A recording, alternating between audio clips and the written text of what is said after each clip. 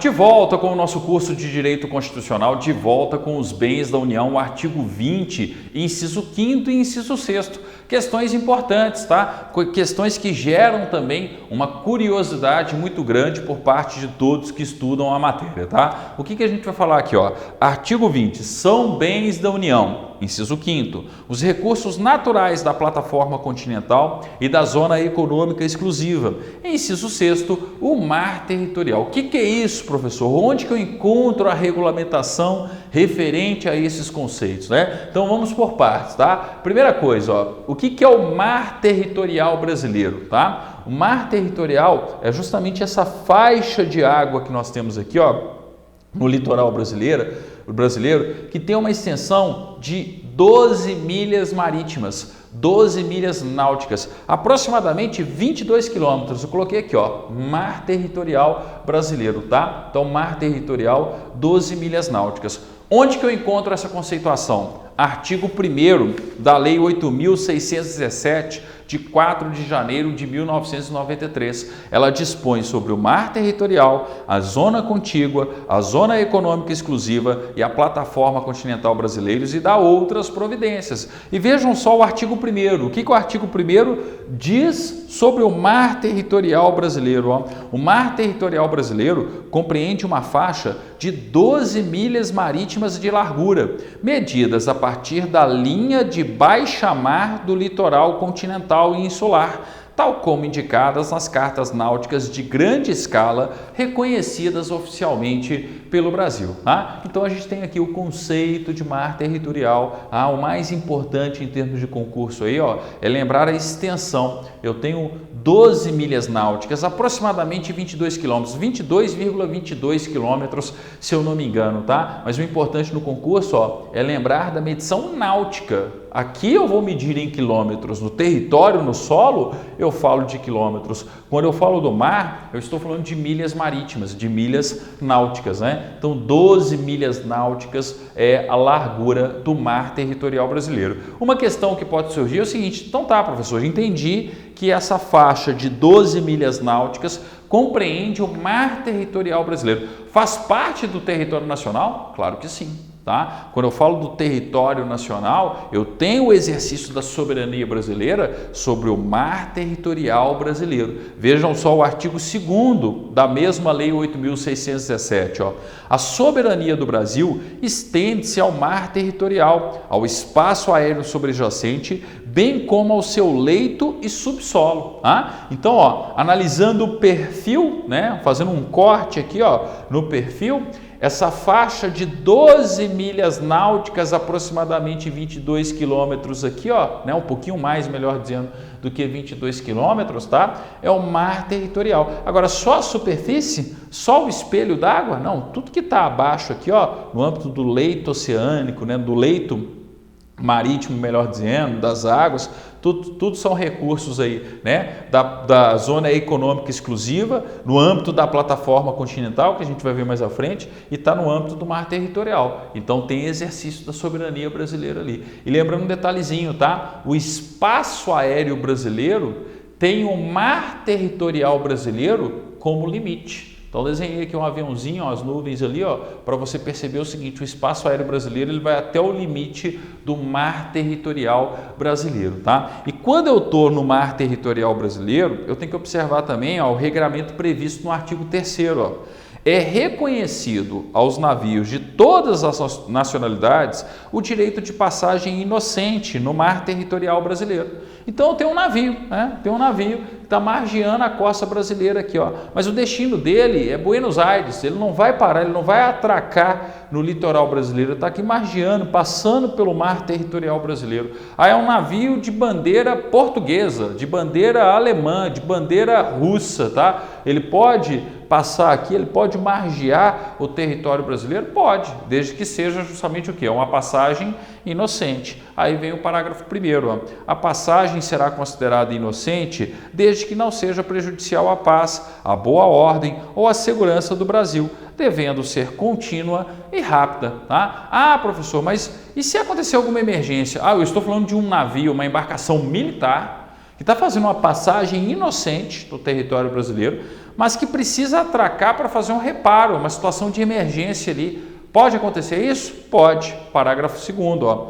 A passagem inocente poderá compreender o parar e o fundear, mas apenas na medida em que tais procedimentos constituam incidentes comuns de navegação ou sejam impostos por motivos de força ou por dificuldade grave, ou tenham por fim prestar auxílio a pessoas, a navios ou aeronaves em perigo ou em dificuldade grave. Então, na situação de emergência, é uma passagem inocente, não representa perigo para a soberania nacional, para o território nacional. Eu posso ter, né, esse parar, esse atracar no litoral brasileiro, eu posso fundear o navio no mar territorial brasileiro, tá? Enfim, eu tenho, né, toda essa regulamentação. Parágrafo 3º, ó, os navios estrangeiros no mar territorial brasileiro estarão sujeitos aos regulamentos estabelecidos pelo governo brasileiro. Ah, eu tenho um navio de turismo. E lá dentro do navio de turismo, que não vai parar e não vai atracar no território nacional, tem um cassino. O cassino pode funcionar no âmbito do mar territorial brasileiro? Não pode. Eu tenho que respeitar o ordenamento jurídico brasileiro, a soberania brasileira, tá? Então, por isso, o parágrafo 3º também, um exemplo de aplicação prática aí do parágrafo 3º, tá? Bem, isso foi o mar territorial. O capítulo 2 da lei fala da zona contígua. Desenhei aqui, não está na Constituição, mas não custa nada, né? A gente analisar, ó, B, ó, zona contígua. A zona contígua também tem 12 milhas náuticas. Então, ó, se eu somar o mar territorial mais a zona contígua, eu vou ter 24 milhas náuticas, né? Aproximadamente aí, ó, pouco mais de 44 quilômetros, tá? Então vejam só o artigo 4º da Lei 8.617, ó. A zona contígua brasileira compreende uma faixa que se estende das 12 às 24 milhas marítimas, contadas a partir das linhas de base que servem para medir a largura do mar territorial, né? Então, a partir daqui, ó, a partir dessa linha, né, que serve para medir o mar territorial, quando eu falo justamente da distância de 24 milhas náuticas, eu estou falando de 12 milhas náuticas do mar territorial e mais 12 milhas de zona contígua. Ó, existe o exercício da soberania brasileira, o respeito à soberania brasileira aqui, mas de uma forma mais mitigada, de uma forma um pouco mais limitada. Vamos dizer, ó, no mar territorial brasileiro, a soberania brasileira ela é total. Aqui eu tenho um cunho protetivo, um cunho preventivo de evitar alguma situação que venha a prejudicar o território brasileiro ou o próprio mar territorial brasileiro. Vejam só, né, ó, artigo 4º aqui, ó, a zona contígua brasileira compreende uma faixa que se estende das 12 às 24 milhas marítimas, contadas a partir da linha de base que serve para medir a largura do mar territorial, já vimos. E artigo 5º, ó, na zona contígua, o Brasil poderá tomar as medidas de fiscalização necessárias para 1. Evitar as infrações às leis e aos regulamentos aduaneiros, fiscais, de imigração ou sanitários nos seus territórios ou no seu mar territorial. Tá? Então eu tenho, né, uma situação, eu tenho um navio ali, ó, onde eu tive uma contaminação por um vírus mortal, né, o ebola, por exemplo, e esse navio está aqui, ó, tá? Na zona contígua. Opa, a Marinha Brasileira pode impedir que ele adentre aqui ao mar territorial brasileiro? Pode, tá? Então perceba, eu estou falando de uma questão sanitária aqui, ó. Eu tenho um direito brasileiro de tomar medidas de fiscalização necessárias para evitar as infrações às leis e aos regulamentos aduaneiros, fiscais, de imigração ou sanitários, tá? Nos seus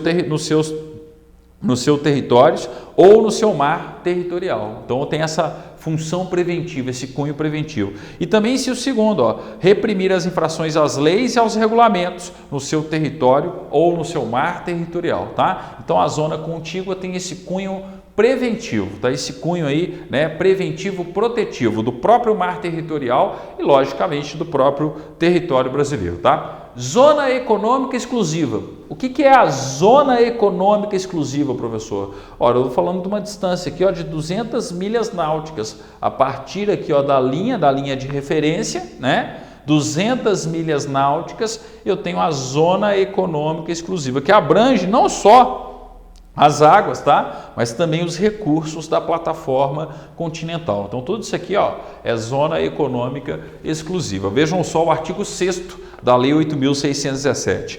A zona econômica exclusiva brasileira compreende uma faixa que se estende das 12 às 200 milhas marítimas, contadas a partir das linhas de base que servem para medir a largura do mar territorial. Então, dá referência aqui, ó, 200 milhas náuticas, 200 milhas marítimas, eu tenho a zona econômica exclusiva, tá? Então, eu coloquei aqui, ó, né, para você ter esse detalhe aqui também, ó, zona econômica exclusiva, ZEE, 200 milhas náuticas, tá? Então, eu tenho aí essa metragem não, né? Melhor dizendo, né? Essa medição, essa distância aí em termos práticos, né? Artigo 7º. O que eu tenho na zona econômica exclusiva, né? Vejam só, na zona econômica exclusiva, o Brasil tem direitos de soberania. Então, opa, eu vou ter o exercício da soberania brasileira para fins de exploração e aproveitamento, conservação e gestão dos recursos naturais, vivos ou não vivos. Opa, tem um poço de petróleo do pré-sal, bem da União. Tá? Então, todas as riquezas, todos os bens que estão aqui, ó, na zona econômica exclusiva, no âmbito da plataforma continental também, constituem bens da União. Tá? Então, atenção, ó, na zona econômica exclusiva, o Brasil tem direitos de soberania para fins de exploração e aproveitamento, conservação e gestão dos recursos naturais, vivos ou não vivos, das águas sobrejacentes ao leito do mar. Então, ó, as águas que estão acima do leito do mar, sobrejacentes, né, ao leito do mar, ao próprio leito em si e ao seu subsolo. Olha o pré-sal aí, ó, os recursos do pré-sal, né, os poços de petróleo do pré-sal, os poços de petróleo, né, que estão na plataforma continental brasileira, que estão na zona econômica exclusiva brasileira, tá? Então eu tenho que observar essa situação aí também, né? E no que se refere a outras atividades, com vista à exploração e ao aproveitamento da zona para fins econômicos. Atividade pesqueira, por exemplo, ó. Eu posso ter atividade pesqueira, tá? Com exercício da soberania brasileira, com regulamentação brasileira em toda a zona econômica exclusiva, não só no mar territorial brasileiro, tá? Então, se eu tenho um navio pesqueiro internacional, ele vai pescar, né, no âmbito da zona econômica exclusiva brasileira, ele tem que atender toda a regulamentação brasileira. Tem que atender e respeitar toda a soberania brasileira no tocante à exploração daquela atividade econômica, a pesca em termos práticos, tá? Bem, artigo 8º, ó. Na zona econômica exclusiva, o Brasil, no exercício de sua jurisdição, tem o direito exclusivo de regulamentar a investigação científica e marinha. Então, eu vou ter uma investigação científica e marinha. Tem que atender à legislação brasileira. Quem vai regulamentar a investigação científica marinha aqui, ó, é o direito brasileiro, é o governo brasileiro, é o legislativo, melhor dizendo, é o legislativo brasileiro aí, tá? Então, ó, na zona econômica exclusiva, o Brasil, no exercício de sua jurisdição, tem o direito exclusivo de regulamentar a investigação científica marinha, a proteção e a preservação do meio marítimo, bem como a construção, operação e o uso de todos os tipos de ilhas artificiais, instalações e estruturas, tá? Então, eu vou ter a construção de uma plataforma de petróleo pela Petrobras, no âmbito da zona econômica exclusiva. Tem que respeitar, obviamente, a regulamentação, a legislação brasileira. Ah, professor, mas quem vai construir não é a Petrobras. Eu tive a concessão, tá? Um determinado lote ali de poços do pré-sal, por exemplo, e quem vai explorar isso através de uma concessão é uma empresa estrangeira, tá? Então, eu vou ter a construção de uma outra plataforma ali, né? De uma plataforma onde não necessariamente eu tenho a participação da Petrobras. Vai ter que observar a legislação brasileira, o direito brasileiro da mesma maneira. Eu estou falando justamente de jurisdição. O que vai regulamentar? Quem que vai regulamentar, né, a exploração econômica da zona econômica exclusiva? Ora, o direito brasileiro. Então, a questão de soberania também, né? Uma questão natural aí, né? Então, ó, parágrafo único, ó, a investigação científica marinha na zona econômica exclusiva só poderá ser conduzida por outros estados com o consentimento prévio do governo brasileiro. Então, eu posso ter um consentimento para que um navio de pesquisa norte-americano, um navio de pesquisa japonês, um navio de pesquisa, sei lá, inglês, tá? Faça justamente aí, né, a investigação científica, mas aí depende de autorização de consentimento prévio do governo brasileiro, nos termos da legislação em vigor que regula a matéria, tá? Artigo 9º, a realização por outros estados na zona econômica exclusiva de exercícios ou manobras militares, em particular as que impliquem o uso de armas ou explosivos, somente poderá ocorrer com o consentimento do governo brasileiro. Opa, questão natural, né? Vai ter uma manobra militar, um exercício internacional militar aqui, ó, em águas da zona econômica exclusiva brasileira. Tem que ter autorização do governo brasileiro. Questão óbvia, né? Respeito à soberania nacional. Artigo 10. É reconhecido, interessante a questão aqui, ó, é reconhecido a todos os estados o gozo, na zona econômica exclusiva, das liberdades de navegação e sobrevoo, bem como de outros usos do mar internacionalmente lícitos. Então, ó, quando eu falo da zona econômica exclusiva aqui, ó, eu tenho a liberdade de navegação, eu tenho a liberdade de sobrevoo. Na hora que eu entro no espaço aéreo brasileiro, aí eu tenho que observar todas as restrições da aeronáutica brasileira, tá? Mas quando eu falo aqui, ó, né, da zona econômica, principalmente aqui, ó, quando eu tenho o mar territorial, o exercício da soberania brasileira, né, da soberania nacional, é de forma mais efetiva, mais contundente. A gente viu, na zona contígua, eu tenho uma mitigação, uma relativização. E após a zona contígua, a navegação aqui, professor, a navegação é livre.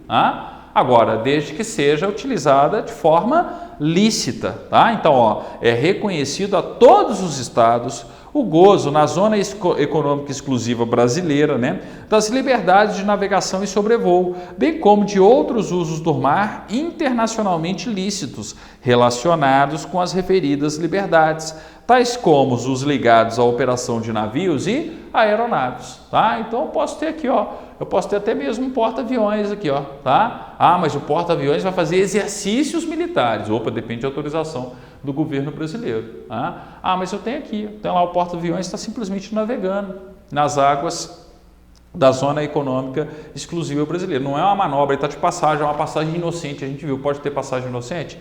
Pode ter passagem inocente, tá? Então eu tenho que observar esse regramento aí também do artigo 10. E para a gente finalizar, plataforma continental.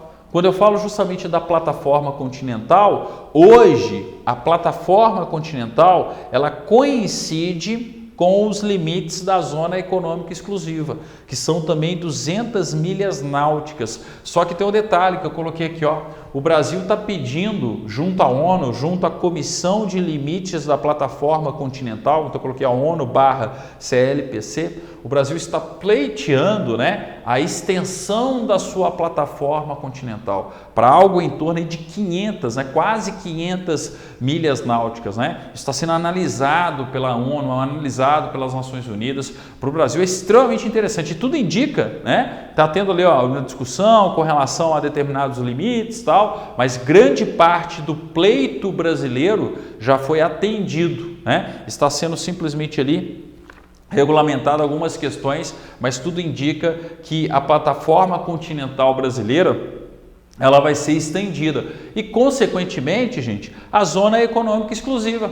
Afinal de contas, explorar os recursos que estão aqui, ó, no âmbito do subsolo, no âmbito do leito, né, marítimo, do subsolo, no âmbito da plataforma continental, fazem parte do conceito de zona econômica exclusiva. Então, se estender, vai estender também a zona econômica exclusiva, ou seja, algo extremamente importante, tá? Eu estou ampliando consideravelmente aqui, ó, a quantidade de recursos existentes. E a chamada Amazônia Azul, tudo isso aqui, ó, já existente, né, é a chamada Amazônia Azul. Estão querendo justamente estender a Amazônia Azul? Ah, por que esse conceito? Ora, porque é tão importante quanto a Amazônia Verde, né? A Amazônia Azul são todas as riquezas existentes, toda a biodiversidade, todas as riquezas existentes no âmbito da zona econômica exclusiva brasileira. Se eu estendo a plataforma continental, ora, eu vou estender também a zona econômica exclusiva. Então, hoje, quando eu estou gravando justamente o vídeo aqui, ó, eu tenho 200 milhas náuticas, tá? Mas o Brasil